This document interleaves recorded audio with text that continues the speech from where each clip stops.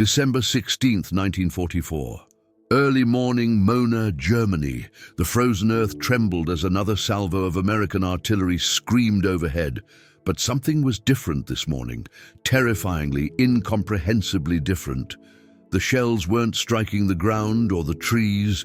They were detonating in mid-air, precisely above the advancing German positions, creating a lethal rain of steel fragments that no foxhole could protect against. Among the 326th Volksgrenadier Division, attacking the 38th Cavalry Squadron's positions, soldiers who had survived years on the Eastern Front encountered something that defied their understanding of warfare. These weren't the artillery patterns they knew, the predictable impacts, the safe zones, the protective value of entrenchments. This was death delivered from above with mathematical precision. At that moment, Colonel Oscar Alfred Axelson of the 406th Artillery Group had just made one of the most consequential unauthorized decisions of the Battle of the Bulge. Against standing orders, without permission from higher command, he had ordered his gunners to load shells equipped with the most closely guarded secret in the Allied arsenal: proximity fuses. These devices, containing miniature radar systems that could detect their distance from targets and detonate at the optimal height, would multiply artillery lethality by a factor of 50. The mathematics of death were about to be rewritten in the frozen forests of the Ardennes.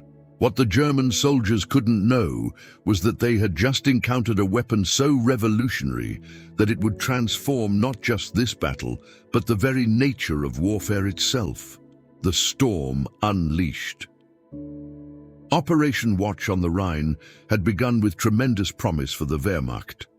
Hitler's last gamble involved 200,000 German soldiers, 1,000 tanks, and nearly 2,000 artillery pieces, all masked in secret through the fog-shrouded Ardennes.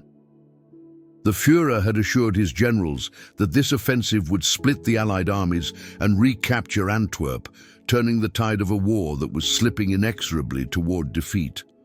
The initial bombardment at 05:30 hours on December 16th had achieved complete tactical surprise. German artillery fired at a rate of 1,600 rounds per minute along the 85-mile front. American intelligence had failed catastrophically. They hadn't detected the massive buildup, and many frontline units were either green replacements or exhausted veterans sent to this quiet sector for rest. But at Monschau, Colonel Axelson faced an impossible tactical situation. The 38th Cavalry Squadron, a small reconnaissance unit, was being overwhelmed by superior German forces. Conventional artillery couldn't stop the assault. In desperation, Axelson made his historic decision: deploy the secret proximity-fused shells without authorization. He would later face potential court-martial for this choice, but in that moment, he recognized that following orders meant certain defeat. The effect was immediate and devastating.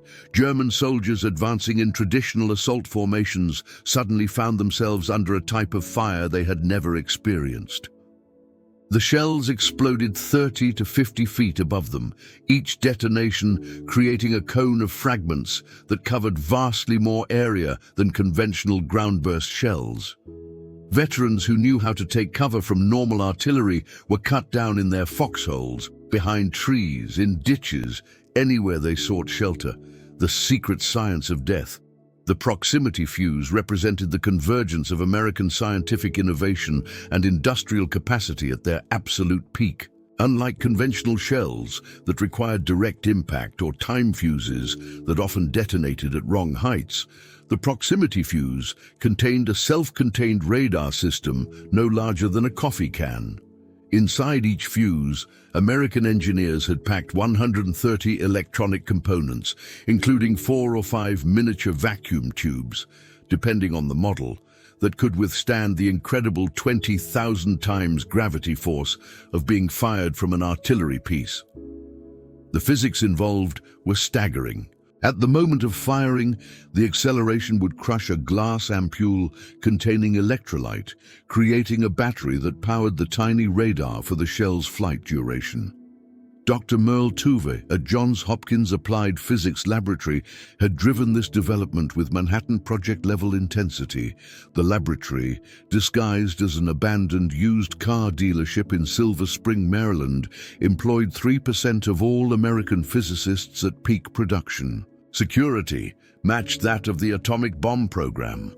Workers couldn't discuss their work, even with families, and each fuse carried a unique serial number for tracking. The technical challenge had seemed insurmountable. Vacuum tubes designed for living room radios had to be completely redesigned to survive being fired from cannons. They had to function while spinning at extreme rotational speeds, work in all weather conditions, and be sensitive enough to detect targets without premature detonation. The breakthrough came through miniaturization techniques that would later revolutionize the electronics industry. Dr. James Van Allen's tubes were no larger than pencil erasers, yet contained all the elements of conventional radio tubes. By December 1944, American factories were producing 40,000 proximity fuses daily. Over 100 companies contributed to the effort, from RCA and General Electric to Sylvania and Crosley Corporation. The program's cost reached $1 billion in 1940s dollars, second only to the Manhattan Project in wartime spending. Authorization crisis and expansion. Axelson's unauthorized use on December 16th created an immediate command crisis. He had violated direct orders, restricting proximity fuses to anti-aircraft use, fearing that captured examples might be reverse-engineered by the Germans. But the devastating effectiveness at Monschau was undeniable.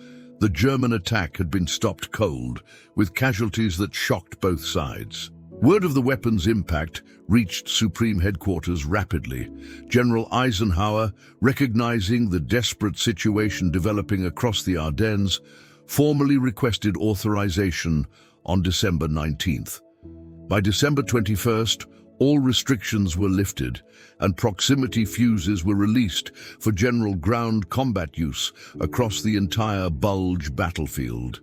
The rapid distribution that followed demonstrated American logistical superiority. Within days, proximity-fused shells were being delivered to artillery units throughout the Ardennes. The 463rd Parachute Field Artillery Battalion at Bastogne received their allocation just as the German ring closed around the town. The 420th Armored Field Artillery Battalion, with their M7 Priest self-propelled howitzers, began using them to defend the northwest approaches. The 969th Artillery Battalion, an African-American unit commanded by Lieutenant Colonel Hubert D. Barnes, employed them with devastating effect southwest of Bastogne. Each unit discovered the same truth. Proximity fuses transformed artillery from a support weapon into a decisive battlefield tool. Forward observers no longer needed to carefully adjust fire. The fuses would find their own optimal detonation point. Accuracy requirements decreased while lethality increased exponentially. Bastogne, surrounded but superior. The siege of Bastogne provided the perfect demonstration of proximity fuses in defensive warfare. The 101st Airborne Division, completely surrounded and outnumbered, held the vital crossroads against repeated German assaults. Their artillery support included the 463rd Parachute Field Artillery Battalion, equipped with 75mm pack howitzers capable of firing proximity-fused shells.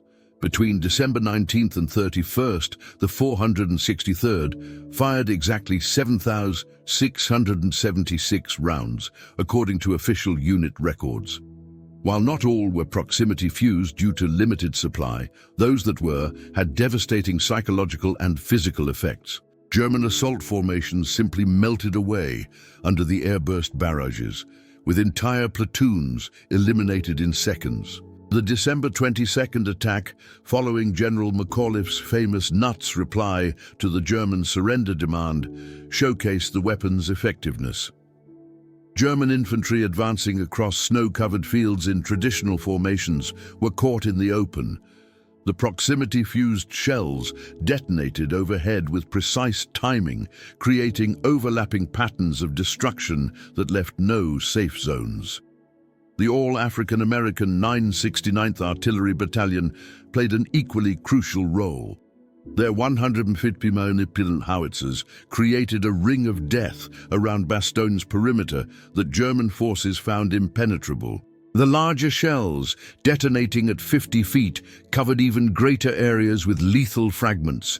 German prisoners later reported that attacking units often lost cohesion before even reaching American lines, with soldiers fleeing the incomprehensible airbursts. The Sour River Slaughter, perhaps the most thoroughly documented demonstration of proximity fuse lethality, occurred at the Sour River near Echternach on December 25th to 26th. General George S. Patton, whose Third Army was driving north to relieve Bastogne, personally witnessed this engagement and recorded it in his memoir, War as I Knew It. A German battalion attempting to cross the partially frozen river believed they were hidden by darkness and fog from American observers. Traditional artillery would have required careful adjustment of fire, giving the Germans time to complete their crossing or seek cover. But proximity-fused shells needed no such adjustment. Patton wrote, "We caught a German battalion crossing the Sour. The new posit ammunition was devastating. The shells burst in the air above them. They had nowhere to run, the river behind them, our fire in front and above. When the firing stopped, we counted 702 bodies. This figure, 702 killed by actual count, represents one of the few precisely documented casualty figures from proximity fuse employment. The mathematical efficiency was stark. A single battalion essentially ceased to exist in minutes, with no possibility of escape or defense. The psychological impact spread throughout German units in the sector, with soldiers refusing orders to conduct river crossings. Forest warfare transformed. The Ardennes' dense forests, which Germans counted on for concealment, became death traps when proximity fuses entered the equation. In open terrain, a proximity fuse detonating at 30 to 50 feet was deadly enough, but in forests, the effects multiplied exponentially. The airbursts shattered tree branches, creating thousands of additional wooden projectiles. These splinters, some as long as a man's arm, traveled at hundreds of feet per second with lethal effect. Traditional defensive positions, taking cover behind large trees, digging foxholes under root systems, became useless. The fragments and splinters came from above, negating centuries of tactical wisdom about forest fighting. American artillery units quickly recognized this multiplier effect. A single proximity-fused 155mm shell detonating above the forest canopy could clear an area the size of a tennis court of all living things. The combination of metal fragments from the shell and wooden splinters from the trees created a 360-degree kill zone that no amount of tactical skill could evade. German units trained in forest warfare found their expertise worthless. Spreading out to avoid concentrated casualties made units vulnerable to the wide area effects. Bunching together for mutual support meant entire squads could be eliminated by single shells. There was no correct tactical response to this new threat. Technical supremacy in action. The proximity fuse operated on principles that seemed like science fiction to 1940s soldiers. Each fuse contained a tiny radio transmitter operating at 180 to 220 MHz, continuously sending out waves that reflected off objects, ground, trees, vehicles, human bodies. As the shell approached its target, the reflected signal strengthened. When it reached a predetermined intensity corresponding to the optimal burst height, an electronic switch triggered detonation. The entire system had to function under conditions that would destroy normal electronics. During firing, the acceleration reached 20,000 times Earth's gravity, enough to crush a human body to microscopic thickness. The shells spun at rates that created massive centrifugal forces. Temperatures ranged from gun barrel heat of 3,000 degrees Celsius to sub-zero conditions at trajectory peak. Yet the delicate vacuum tubes, protected by innovative cushioning systems, survived and functioned with over 80% reliability. The optimal burst heights had been determined through extensive testing at Aberdeen Proving Ground. For 105mm howitzers, the standard divisional artillery piece, 30 feet proved ideal. The 155mm guns achieved maximum lethality at 50 feet. The rare 240mm shells created devastating effects at 70+ feet, capable of clearing entire grid squares of enemy forces. This technological superiority translated directly into battlefield dominance. Studies showed proximity fuses increased lethality by 5 to 10 times over conventional shells. The lethal fragment area increased by a factor of 50. Anti-aircraft applications showed even more dramatic improvements. Shooting down V-1 flying bombs improved from 17% to 79% success rate within weeks of proximity fuse deployment. Intelligence failures and German confusion.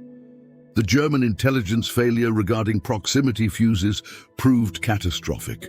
In December 1944, Wehrmacht forces overran an American ammunition depot, capturing approximately 20,000 proximity-fused shells. This intelligence windfall should have led to immediate countermeasure development. Instead, German technical experts examined the captured fuses and declared them impossible.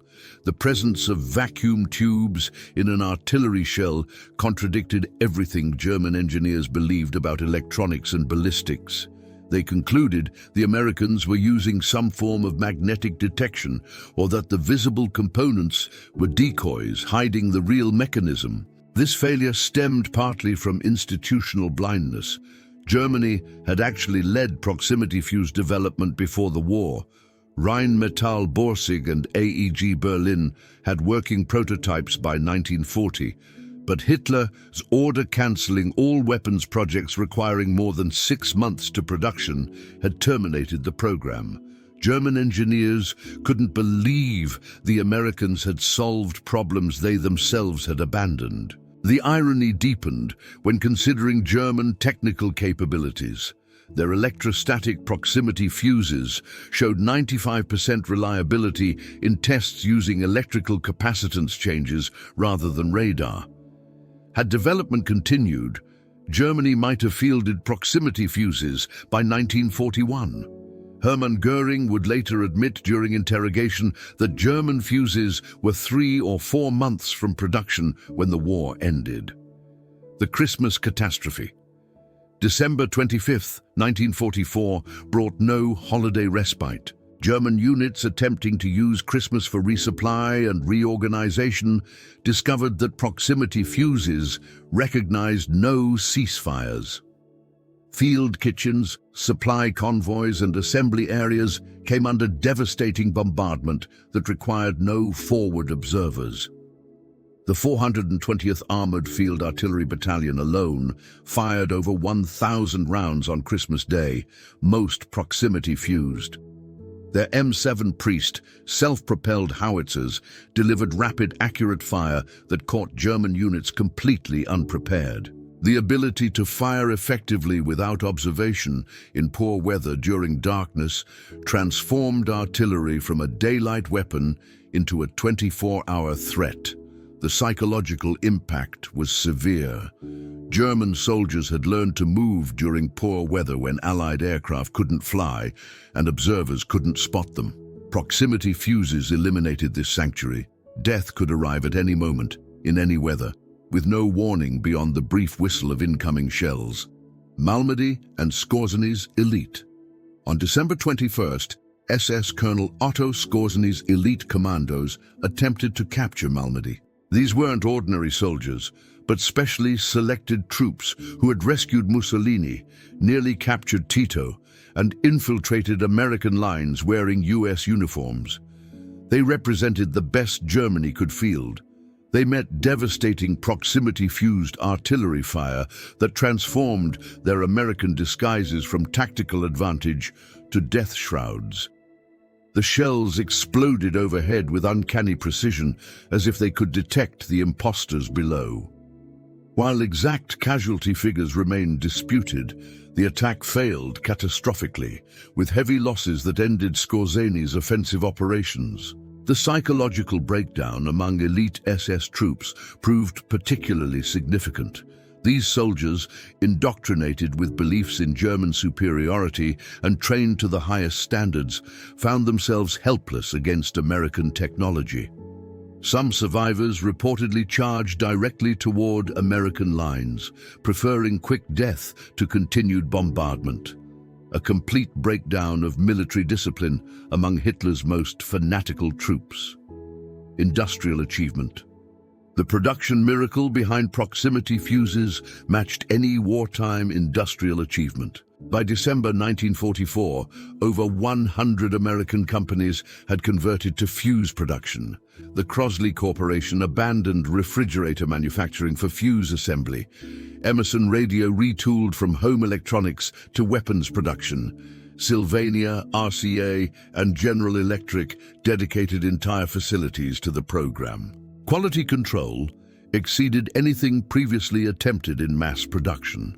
Each of the 130 components underwent individual testing. Every solder joint was inspected under magnification. Random samples were actually fired to ensure survival under combat conditions. The rejection rate was ruthless. Any component showing slight deviation was discarded. The workforce, predominantly women, maintained this precision while working 12-hour shifts, 6 days a week. They couldn't know what they were making due to security compartmentalization. They only knew it was vital to the war effort. By December 1944, they were producing one proximity fuse every 2 seconds around the clock. The cost reduction achieved was remarkable. In 1942, each fuse cost $732, more than a worker's annual salary. By December 1944, mass production had driven costs to $18 per unit while maintaining quality. This efficiency allowed the production of 22 million fuses during the war, with 200,000 deployed during the Battle of the Bulge alone. Patton's arithmetic. General Patton understood the proximity fuse's value better than perhaps any commander. His Third Army, driving to relieve Bastogne, used them as a breakthrough weapon. His artillery commander, Brigadier General Edward Williams, developed new tactics specifically for proximity fuse employment. Williams pioneered the time-on-target concentration, using proximity fuses, multiple battalions firing simultaneously so shells arrived together. When dozens of proximity fuse shells detonated simultaneously at optimal height, the effect was apocalyptic. German soldiers called it the bell toll of death. In the week between December 22nd and 29th, Patton's Third Army fired 50,000 proximity fused shells. The results were decisive in breaking German resistance and opening the corridor to Bastogne. Patton himself wrote, "The funny fuse won the Battle of the Bulge for us. Elsenborn Ridge holds. The Battle of Elsenborn Ridge demonstrated proximity fuses at maximum effectiveness. Here, the 2nd and 99th Infantry Divisions held critical terrain against the 6th SS Panzer Army, including the elite 1st SS Panzer Division Leibstandarte Adolf Hitler. Over 3 days, December 17th to 19th, American artillery fired 160,000 rounds, with approximately 40,000 being proximity fused. These 25% of shells accounted for an estimated 60% of the 5,000-plus German casualties. The mathematics were undeniable. Proximity fuses multiplied American firepower by a factor of 4. The German attacks, launched repeatedly up the steep, forested slopes, met walls of airburst steel. Entire companies disappeared in seconds, bodies piled so thick that subsequent waves had to climb over their own dead. After 3 days, the attacks ceased. The elite of the Waffen-SS had been broken by American technology, Operation Bodenplatte's destruction. On January 1st, 1945, the Luftwaffe launched Operation Bodenplatte, 900 fighters attacking Allied airfields. The surprise was complete. catching many Allied aircraft on the ground, but returning German pilots met walls of proximity-fused anti-aircraft fire. Of 277 German aircraft lost that day, 172 fell to anti-aircraft guns, most using proximity fuses. The kill rate stunned both sides. German pilots trained to evade predictive anti-aircraft fire found shells detonating precisely where they would cause maximum damage. The Luftwaffe, already crippled, never recovered from these losses.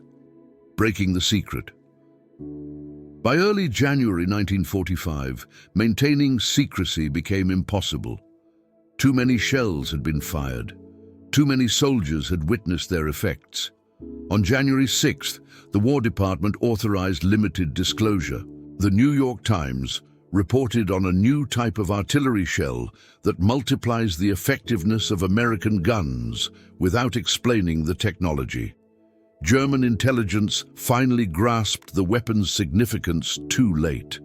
A January 10th report from Foreign Armies West stated, "The Americans possess a radio-controlled artillery fuse that detonates shells at optimal height for anti-personnel effect. This weapon has caused severe casualties among our forces in the Ardennes. No effective countermeasures exist." Strategic impact assessment. Post-war analysis revealed the proximity fuse's decisive impact. Field Marshal Gerd von Rundstedt stated, "The proximity fuse was decisive. Our attacks broke down not because of American courage, though they fought well, but because of artillery that seemed to have eyes."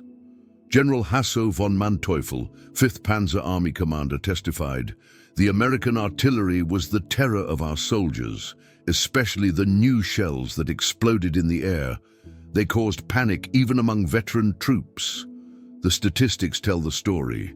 200,000 proximity-fused shells fired, accounting for an estimated 15,000 to 20,000 German casualties, up to 20% of total German losses. The weapon achieved 5 to 10 times greater effectiveness than conventional ammunition while requiring no forward observation in poor weather.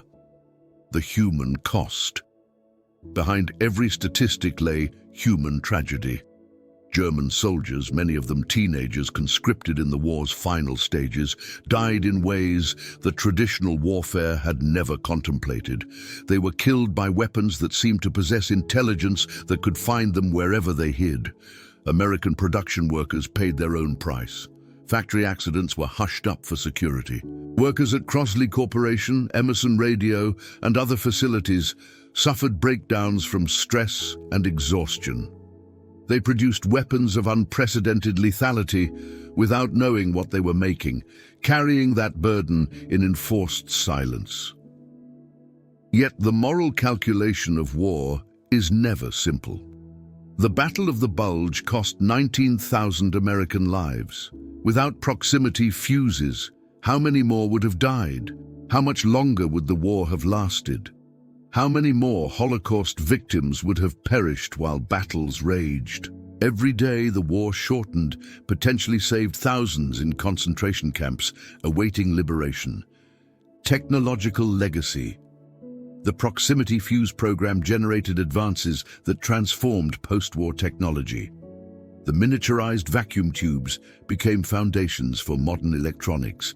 Quality control procedures established for fuse production became industry standards. The organizational methods coordinating hundreds of suppliers pioneered modern supply chain management. Dr. James Van Allen applied his miniaturization expertise to satellite instrumentation, later discovering Earth's radiation belts. The radar principles evolved into modern systems. The concept of autonomous sensors making decisions became the foundation for guided missiles and eventually all smart weapons. Every precision-guided munition today descends from the proximity fuse, the first weapon that could sense its environment and choose when to detonate. The revolution begun in the Ardennes continues on modern battlefields where smart weapons dominate warfare. Final reckoning. The Battle of the Bulge ended January 25, 1945, with German forces in full retreat. Hitler's last offensive had cost Germany approximately 100,000 casualties while achieving nothing. American losses totaled 75,000, including 19,000 killed. The proximity fuse had proven itself not just as a weapon, but as a war winner. General Eisenhower's assessment that German possession of proximity fuses might have made D-Day exceedingly difficult, perhaps impossible, underscores their strategic importance.